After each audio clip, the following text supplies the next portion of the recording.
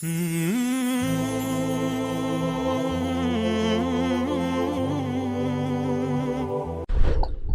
اللہ الرحمن الرحیم والصلاة والسلام علی رسولہ الکریم وعلی آلہ وصحبہ اجمعین، اما بعد۔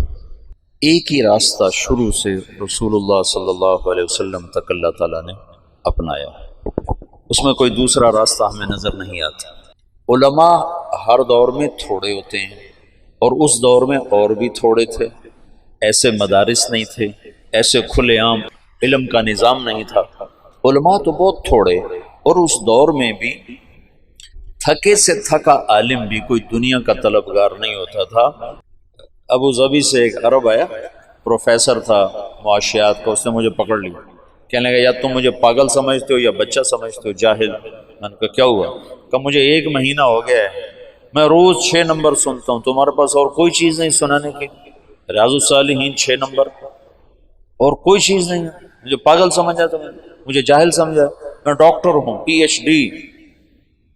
جب ان کا غصہ اتر گیا تو میں نے کہا یہ آپ کو کسی نے غلط بتایا کہ تبلیغ کا موضوع علم کی کثرت ہے؟ 40 دن میں آپ کیا علم سیکھ سکتے؟ 40 سال بھی لگائیں تو تھوڑے۔ علم کا موضوع تو صفات میں ترقی ہے، ایمانیات میں ترقی ہے، اور صفات کی ترقی محسوس نہیں ہوتی۔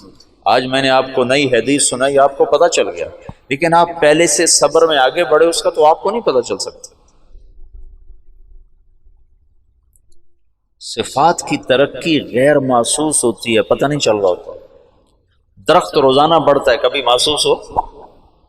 آپ کے سامنے بڑھ کے پورا پودا پورا درخت بن جاتا ہے، آپ کی گود کا بچہ کھیلتے کھیلتے کھیلتے کھیلتے کھیلتے جوان ہو جاتا ہے، لیکن کبھی پتہ نہیں چلتا کہ آج 1 انچ بڑا ہے، آج 2 انچ بڑا ہے، آج ½ انچ بڑا ہے، آج 4 انچ بڑا ہے۔ وہ روزانہ ترقی کرتا ہے۔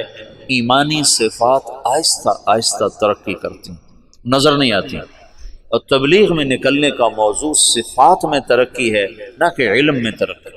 علم کے لیے مدارس ہے، صفات میں ترقی کے لیے مجاہدے ہیں، ناگواریاں ہیں۔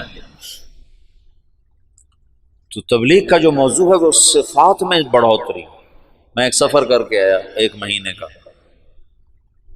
بہت زندگی کا اوکھا ترین سفر تھا وہ۔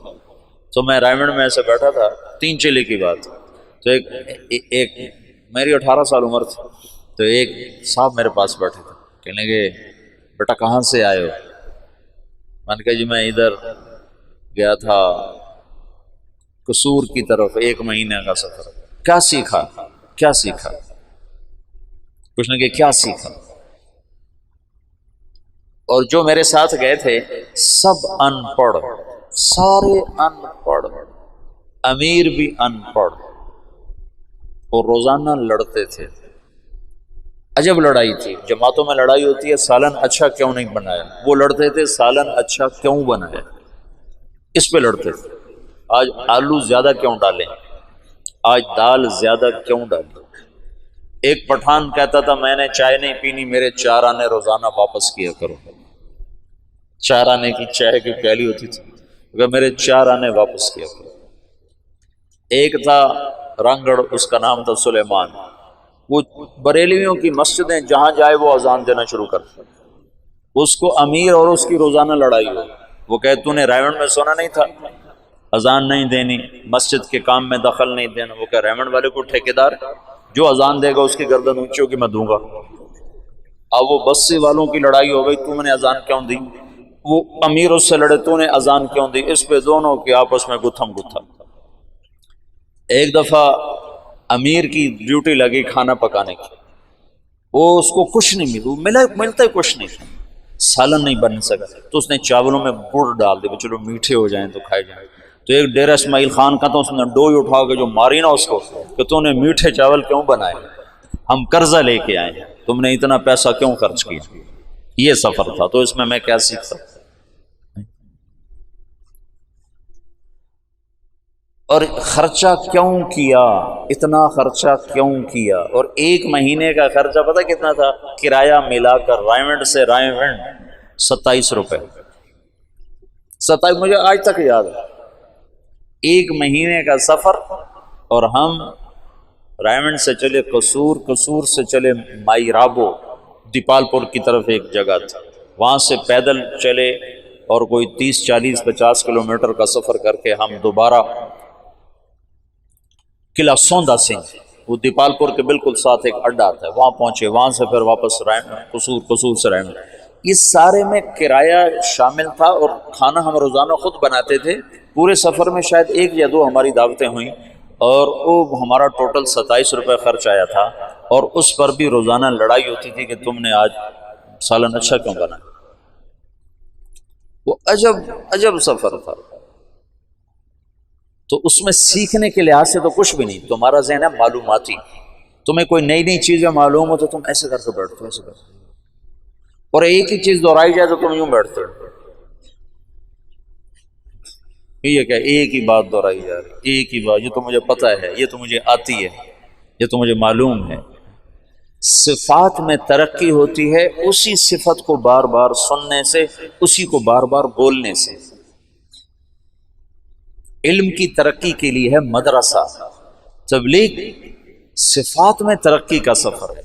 ایمان کو روز سنو تاکہ ایمان بڑھے، نماز کو روز سنو سناؤ تاکہ نماز بڑھے، علم کو روز فضائل کو سنو تاکہ عمل کا شوق پیدا ہو، روز ذکر کرو تاکہ اللہ سے تعلق پیدا ہو، روز اپنے اخلاق سنو سناؤ تاکہ تواضع پیدا ہو، روز اپنی نیت کے بارے میں سنو تاکہ نیت اچھی ہو۔ یہ ایک چیز کو بار بار سنو۔ کہنے لگا آپ نے کیا سیکھا؟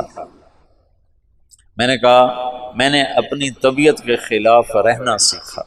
یہ مجھے آج تک یاد ہے، 1972 کی بات ہے۔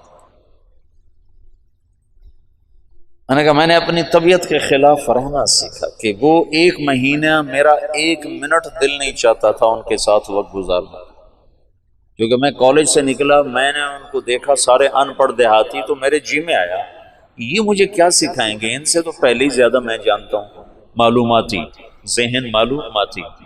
تبلیغ کا فائدہ ہے صفاتی نہ کہ معلوماتی۔ تم ایک ان پڑھ کی بات بھی دھیان سے سنو گے تو اللہ کی قسم تمہیں بیان کی حلاوت محسوس ہوگی۔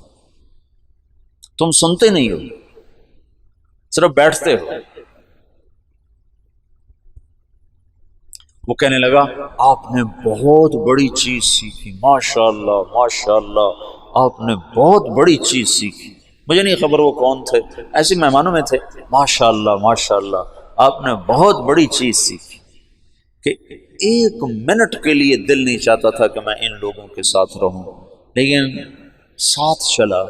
طبیعت کو ناگواری میں رہنا آ گیا، آگے بہت ناگواریاں دیکھنا میرے لیے طے تھا، تو اللہ نے میرے پہلے سفر میں ایسی بنیاد بنائی کہ میں پس کے رہ گیا، روزانہ میں بھاگ جاؤں گا۔ ایک دفعہ تو میں نے بستر باندھ لیا، بستر باندھ کے اور اس پر ایسے گھٹنے ٹیک کے اس کو گانٹھ لگا رہا تھا کہ مجھے اپنی حیت یاد، کیفیت یاد، یوں میں ایسے تھوڑا سا نیچے ہو کر میں نے اس کو گانٹھ لگائی اور اٹھانے کے لیے جھکا تو ایک دم پھر کوئی طاقت نے مجھے وہاں سے پیچھے ہٹا دیا۔ علم کا موضوع ہے تبلیغ میں تاثر اور عمل کے شوق کا پیدا ہونا۔ پھر جو تبلیغ میں ذکر ہے اس سے مراد مشائخ کا ذکر نہیں، تبلیغ میں ذکر سے مراد وہ ہے جو ساری امت کر سکے، وہ اذکار مسنونہ ہیں۔ اذکار مسنونہ ہی تبلیغ کی دعوت ہیں۔ تبلیغ میں کوئی ایسی دعوت نہیں ہے جس پر امت جمع نہ ہو سکے، اور امت کے جمع ہونے کے لیے صرف تبلیغ کا کام، صرف سنت الرسول ہے۔ اس میں بھی علمی طور پر، فقہی طور پر اختلاف پیدا ہو گئے فروعی درجے میں، تو کہاں اتفاق ہو سکتا ہے بات کے اذکار میں؟ صبح شام کی دعائیں یہ ذکر ہے، اذکار مسنونہ یہ ذکر ہے، موقع موقع کی دعا یہ ذکر ہے، قرآن کی تلاوت یہ ذکر ہے، دعا یہ ذکر ہے، اور اللہ کا دھیان بذات خود ذکر ہے۔ ذکر سے مراد مشائخ کا ذکر نہیں ہے کہ چشتیہ کا اور ہے، نقش بندی کا اور ہے، قادری کا اور ہے، سہروردی کا اور ہے، پھر کوئی اس کو رد کرتا ہے، کوئی اس کو رد کرتا ہے، لیکن مسنون ذکر کو کون تیسرا کلمہ پڑھو بھائی، کون کہے گا کہ یہ غیر اولا ہے اور یہ اولا ہے؟ درود شریف پڑھو، استغفار پڑھو۔ اس میں مولانا منظور نعمانی رحمۃ اللہ علیہ نے لکھا ہے کہ کتنے ظلم و ستم کی بات ہے کہ مشائخ کے ذکر کو ذکر سمجھتے ہیں اور رسول اللہ کے بتائے ہوئے ذکر کو ذکر ہی نہیں سمجھتے، اور مشائخ کا ذکر کرنے کے لیے تو اہتمام سے بیٹھتے ہیں اور رسول اللہ کا ذکر کرنے کے لیے اہتمام ہی نہیں کرتے، حالانکہ مشائخ کے ذکر میں ولایت کا نور ہے اور میرے نبی کے بتائے ہوئے ذکر میں نبوت کا نور ہے۔ کہاں نور نبوت، کہاں نور ولایت، کہاں سورج، کہاں ستارہ؟ ستارہ تو نظر ہی نہیں آتا۔ میں صبح شام کی دعاؤں کا اہتمام کرتا ہوں جب سے میں نے ادب المفرد پڑھی 1974 سے۔ مولانا نذر الرحمان صاحب نے ارشاد فرمایا کہ بچوں یہ وقت ہے، ابھی یاد کر کے پڑھنا شروع کرو، تمہیں شیطان کہے گا جب فارغ ہو جائیں گے نا پھر یاد کر کے پڑھیں گے، پھر تم ساری زندگی نہ پڑھ سکو گے۔ جیسے کئیوں کو شیطان یہ چکر دے سکتا ہے جب فارغ ہو جائیں گے نا پھر تبلیغ کریں گے، پھر تم تبلیغ سے فارغ ہو جاؤ گے، تبلیغ کے نہیں ہو، نہ علم کے ہوگے نہ تبلیغ کے ہوگے۔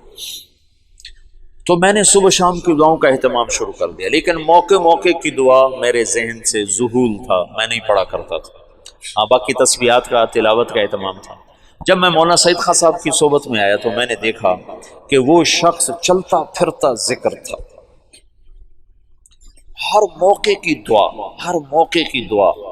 تو پھر میں اس کے بعد موقع موقع کی دعائیں، مجھے اللہ کا فضل ہے بہت سی یاد تھیں، کچھ یاد نہیں تھیں، تو پھر میں نے اس کا ان کو دیکھ کر مجھے یہ تو میں ان کے ساتھ ایسے داخل ہوا۔ 1985 میں وہ تشریف لائے پاکستان، ان کو سعودی حکومت نے ان سے وہاں کی سعودی جنسیہ نیشنلٹی واپس لے لی، ان سے تحریر کروا رہے تھے کہ تم لکھو کہ میں تبلیغ نہیں کروں گا۔ ان کا میں یہ نہیں لکھتا، کہ پھر ہمارا پاسپورٹ واپس کرو، ان کا یہ تمہارا پاسپورٹ۔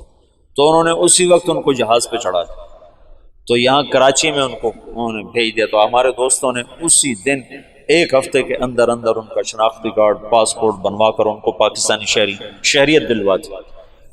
تو ان کو تو اس کا ساری زندگی رنج رہا کہ میرا مدینہ چھوٹ گیا، لیکن ہمیں بہت بہت نفع ہوا، اور ہمیں سے مراد میں نہیں، لاکھوں انسانوں کو ان سے نفع ہوا ان کے اس ہجرت کے سفر کی وجہ سے۔ اگرچہ ان کی واردات تھی کہ میں ایک دفعہ قطر میں ہم اکٹھے بیٹھے تھے تو بڑے ایسے یوں کر کے بیٹھے ہوئے تھے، تو بھائی واصف کہنے لگے مولانا بڑے غمگین نظر آ رہا ہے۔ میں نے کہا ہاں چہرہ تو ایسے ہی نظر آ رہا ہے۔ تو واصف منظور نے پوچھا حضرت کیا بات ہے، آپ بڑے غمگین نظر آ رہے ہیں؟ فرمانے لگے مدینہ یاد آ رہا ہے۔ تو اللہ نے ان کو مدینے کی موت عطا فرمائی، معجزانہ معجزانہ اعجاز تھا وہ ان کا مدینے میں رہنا۔ اوہو، میں ان کے ساتھ آ رہا ہوں، مسجد سے ہم آ رہے ہیں تو عربوں کے کمرے میں ایک کمرہ ان کے لیے تھا۔ پہلے تو ایک کونے میں ان کو بٹھا دیا تھا، پھر اس کے بعد ایک کمرہ ان کے لیے بنایا، اس میں ان کو رکھا۔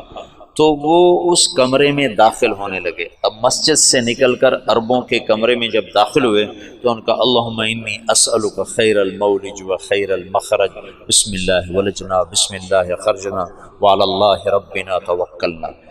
میں نے جب یہ سنا تو مجھے ایک کرنٹ لگا کہ یہ شخص ہر موقع پر دعا پڑھتا، ہر موقع پر جو دعا مسنون تھی ایک دم ان کے منہ سے نکلتی تھی۔ اس کو تبلیغ میں ذاکر کہتے ہیں، یہ ہے ذکر والا۔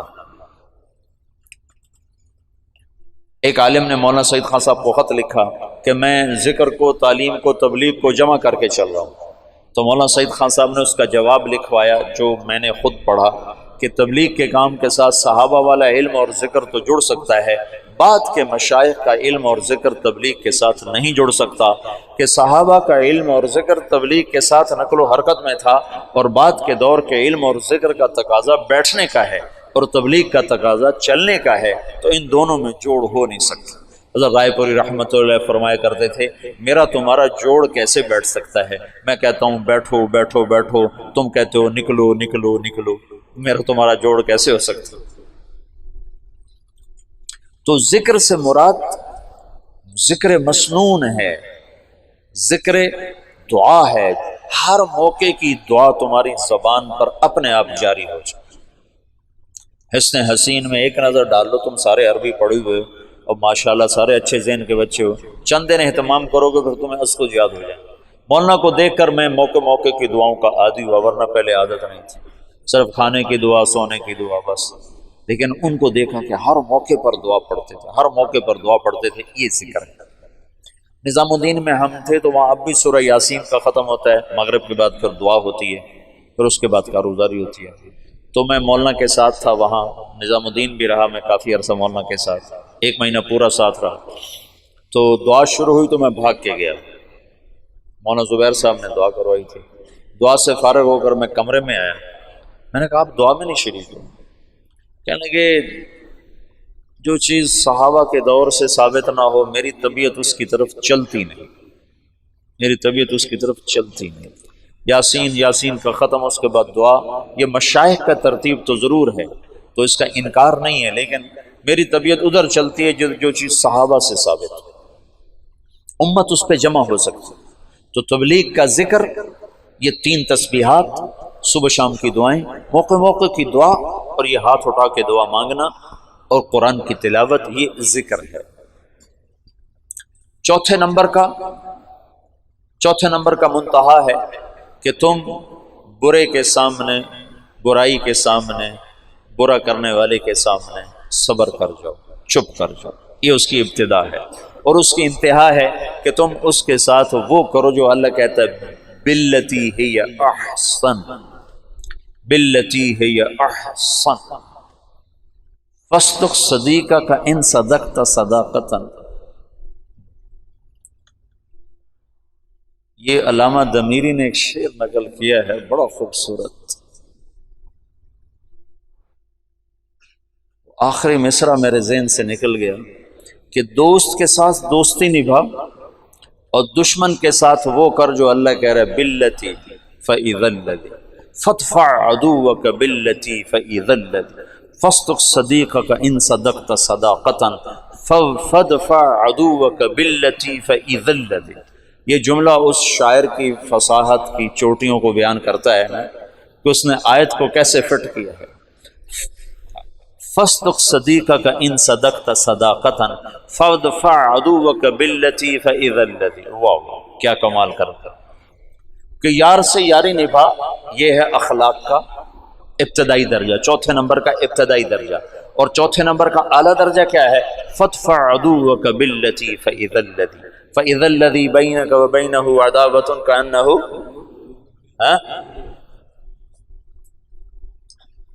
چوتھا درجہ ہے وصبر، آخری درجہ ہے وصبر علی ما یقول، علی ما یقول، علی یوں ہے، یوں ما یقولون، ما یقولون، کیا مطلب ہے؟ تم یہ نہیں کہہ سکتے میں کتنا صبر کرتا، میں بھی تو انسان ہوں، میں کہاں تک جواب نہ دیتا، میں کہاں تک چپ رہتا۔ تو علی کہتا ہے آخر حد تک چپ، آخر حد تک چپ، علی آخری حد تک چپ، آہ نہ کر، چپ ہو جا بس۔ وصبر علی،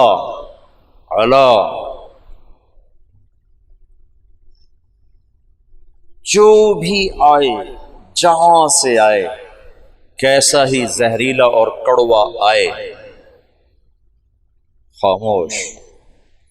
چوتھا نمبر میں نے تمہیں بہت بیان کیا، اگرچہ اس کو جتنا بھی بیان کیا جائے تھوڑا ہے، لیکن جتنا تمہاری زندگی میں ضروری ہے میں نے اس کو بہت بیان کیا۔ تم کرنے والے بنو تو جتنا کچھ بتایا جا چکا ہے وہ کافی ہے، نہ کرنے والے بنو تو سارا قرآن پڑھ کے بھی تم جھٹک دو تو کون روکنے والے؟ کہ انسان کی خوبصورتی اس کے اخلاق کے ساتھ۔ اور یاد رکھنا، ہمیشہ میں نے تمہیں کئی دفعہ بتایا، اخلاق بد اخلاقی سے جنم لیتے ہیں، اخلاق بد اخلاقی سے جنم لیتے ہیں۔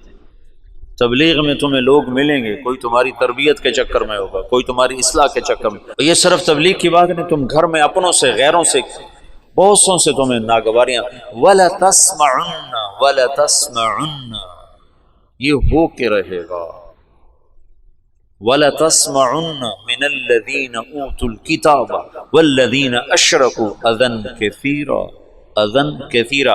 اب اوت الکتاب اور اشرکو کو نکال دو، اپنوں کو یہاں کھڑا کر دو۔ اپنوں سے تمہیں سننا پڑے گا، اپنے سے چھوٹے سے بھی، بڑے سے بھی، برابر سے بھی، آشنا سے بھی، نا آشنا سے بھی۔ اور اس پر کرنا کیا ہے؟ وَإِن تَصْبِرُوا وَتَتَّقُوا فَإِنَّ ذَلِكَ مِنْ عَزْمِ الْأُمُورِ۔ اپنے ظاہر کو خوبصورت بناؤ اچھے اخلاق کے ساتھ، اپنے ظاہر کو خوبصورت بناؤ صاف ستھرے لباس کے ساتھ بھی اور صاف ستھرے اخلاق کے ساتھ۔ لباس بھی قیمتی نہ پہنو، اچھا صاف ستھرا پہنو، ہمارے اخلاق ایسے نہ ہو کہ کوئی تم سے نفرت کرنے لگ جائے، بھاگنے لگ جائے۔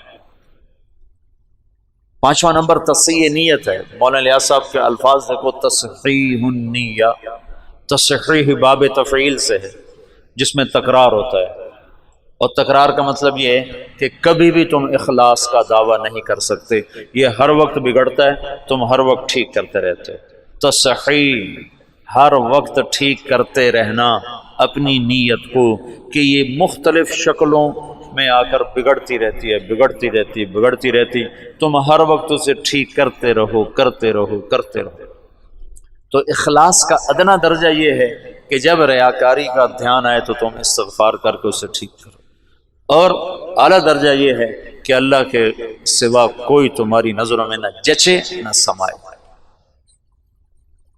جب یہ فتوحات صحابہ کا دور آیا نا، حیات الصحابہ میں ہم پڑھ رہے تھے، تو مولانا ظاہر شاہ صاحب فرمانے لگے، یہ بتاؤ اتنے ملک فتح ہوئے، اتنا مال غنیمت آیا، تو ان میں اخلاص باقی کیسے رہا ہوگا؟ کیسے رہا ہوگا؟ تو اپنے طور پر ہم کوئی دلیلیں دینے لگے، لیکن کوئی بات وزنی سمجھ میں نہ آئی۔ پھر مولانا نے ہمیں ایک مثال دی، مثال کہ ایک آدمی جب بھینس خریدنے جاتا ہے تو دودھ پہ اس کی نظر ہوتی ہے، حالانکہ گوبر کا بھی بہت فائدہ ہے۔ اب ہم نے تو گوبر سے وہاں اپنا گیس کا پلانٹ چلایا ہوا ہے، ہمارے دیرے میں جتنی وہ چولہے میں آگ جلتی ہے وہ لکڑی کی نہیں ہے، ہمارا وہ پیچھے 7 بھینسوں کا باڑا ہے، تو اس میں ہم نے وہ گوبر کا پلانٹ لگایا ہوا ہے، اس میں روزانہ 2 من گوبر ڈالتے ہیں، 2 من پانی ڈالتے ہیں، سارا دن ہمارا چولہا جلتا ہے اللہ کے فضل سے، سارا دن وہاں اس گیس سے ہمارے کھانے پکتے ہیں، مہمانوں کی سیوا ہوتی ہے۔ تو گوبر بھی فائدے دے رہی ہے، لیکن دودھ لینے بھینس خریدنے والا بھول کے بھی نہیں پوچھتا گوبر کتنا دیتی، کوئی پوچھتا ہے کہ دودھ کتنا دیتی؟ ان کا 10 سیر دیتی، کہاں ٹھیک ہے لے لو۔ یہ سدھ پور گئے تو وہاں ایک الیاس نوجوان ملا کہ میں نے ایک بھینس مقابلے میں پیش کی، پورے پاکستان میں اول آئی میری بھینس، اس نے 34 کلو دودھ دیا، تو پورے پاکستان میں اول ہے، 4 لاکھ میں بھی اسے نہیں بیچا، 4 لاکھ میں بھی نہیں بیچا۔ تو جو بھینس لینے جاتا ہے وہ صرف دودھ پہ نظر رکھتا ہے۔ صحابہ پر آخرت اتنی کھل گئی تھی کہ ان کی اور نظر جاتی ہی نہیں تھی کسی طرف، اس قدر آخرت مستحضر ہو گئی تھی۔ تو نیت ہر وقت بگڑتی ہے، لہذا تصحیح تصحیح تصحیح، عمل سے پہلے، عمل کے درمیان، عمل کے بعد، یا اللہ تو قبول کر لے، اس قابل نہیں۔ تبلیغ کا ابتدائی درجہ یہ ہے کہ یہ جو ادنا درجے کی نقل و حرکت ہے، چلہ، سال، 7 مہینے، 4 مہینے، 2.5 گھنٹے سے روزہ، یہ تمہارے معمولات میں شامل ہو، اور اعلیٰ درجہ یہ ہے کہ تمہیں دین کے مٹنے کا درد نصیب ہو، اور سارے عالم میں اسے زندہ کرنے کی تڑپ تمہیں اللہ تعالیٰ نصیب فرما دے۔ جو مولانا الیاس صاحب نے فرمایا، اس کام سے 2 باتیں چاہتا ہوں، ایک اندر ایک باہر۔ اندر یہ چاہتا ہوں کہ اللہ پر مر مٹنے کے سوا اور کوئی جذبہ نہ ہو، اور باہر یہ چاہتا ہوں کہ اللہ کے پیغام کو لے کر ساری دنیا نگر نگر پھرنے کی شکلیں اللہ تعالیٰ قائم فرماتے ہیں۔ تو اس وقت کے تمام فتنوں کے لیے اللہ نے اس دعوت کو کھڑا کیا ہے، اس کی سادگی نے اس کی قوت پر پردہ ڈالا ہوا ہے، اس کی سادگی نے اس کی وسعت پر پردہ ڈالا ہوا ہے۔ اس کی سادگی نے اس کی عالمگیری پر پردہ ڈالا ہوا، بہت سادہ سا نظر آتا ہے۔ آج دعوت کا دور ہے، آج ہدایت کا نظام دعوت کے ساتھ چل رہا ہے کہ چند گھنٹوں میں لوگوں کی زندگی ایسے تبدیل ہوتی ہے کہ دیکھنے والے بھی حیران ہوتے ہیں کہ کیا ان کے پاس پڑیا تھی جو ان کو سونگائی اور یہ اس طرح ان کی زندگیاں بدل گئی۔ تو جو سودا مارکیٹ میں بک رہا ہو، ہر تاجر اسی کو لانے کی کوشش کرتا ہے۔ تو اس وقت تبلیغ کا سودا مارکیٹ میں بک رہا ہے، اسی کو بڑھانے کی کوشش کرو تاکہ تمہارا قیامت کے دن اجر بھی بڑھے، اللہ کا قرب بھی بڑھے، اللہ کے رسول کی محبت بھی بڑھے، تم انسانیت کی ہدایت کا ذریعہ بن کے قیامت کے دن اٹھو، تو یہ زیادہ بہتر ہے۔ تو یہ میں ایک تسلسل کے ساتھ پچھلے کوئی 8 دن تم سے بات کرتا رہا، یہ اختتامی مجلس تھی۔ یہ اتنا بڑا مضمون ہے کہ مولانا لیاس صاحب رحمۃ اللہ علیہ اس کو 18 برس بیان کرتے رہے، نہ ختم ہوا۔ مولانا یوسف صاحب 21 برس بیان کرتے رہے، نہ ختم ہوا۔ مولانا عمر صاحب رحمۃ اللہ علیہ 32 برس اس کو بیان کرتے رہے، نہ ختم ہوا۔ یہ تو نہ ختم ہونے والی چیز ہے، یہ تو بڑا مضمون ہے، میں کتنا بولوں، اس کی کوئی انتہا نہیں ہے، لیکن جتنا ضروری تھا وہ میں نے بتا دیا ہے۔ کرو گے نفع پاؤ گے، نہیں کرو گے فقیرانہ آئے صدا کر چلے، میاں خوش رہو ہم دعا کر چلے۔ ہمارا کام تو صدا لگانا ہے، آگے کوئی لے نہ لے اس کا اپنے مرضی ہے، دامن کھولے یا سمیٹے، دل کے دریچوں کو کھولے یا بند کرے، اس کا اپنا کام ہے۔ لیکن جہاں تک صدا لگانے کا کام ہے تو میں نے اپنی ہمت سے بڑھ کر تم سے بات کی ہے۔ اب آگے کرنا نہ کرنا تمہارے اپنے ظرف کی بات ہے، تمہارے اپنے لینے کی بات ہے۔